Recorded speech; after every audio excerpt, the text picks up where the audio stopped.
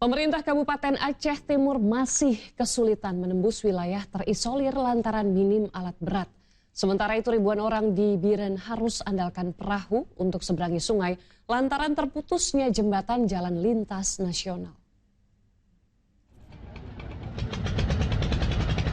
Ribuan orang harus antre menaiki perahu untuk bisa menyeberangi sungai di Biren, Aceh.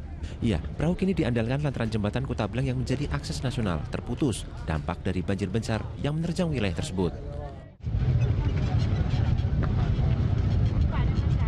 Kondisi ini tentunya kian memberatkan warga, apalagi butuh biaya sebesar Rp20.000 hingga Rp25.000 agar bisa menagih perahu.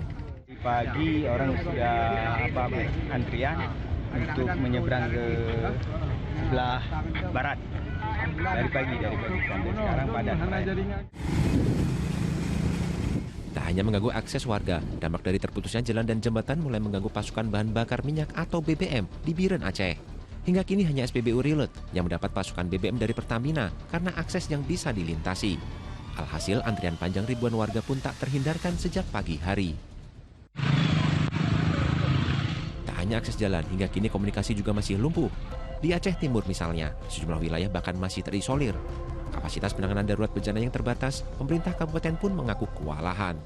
Hari ini kami inilah yang berada di sini, ya beberapa juga perangkat kepala OPD kita juga terjebak dan menjadi korban banjir.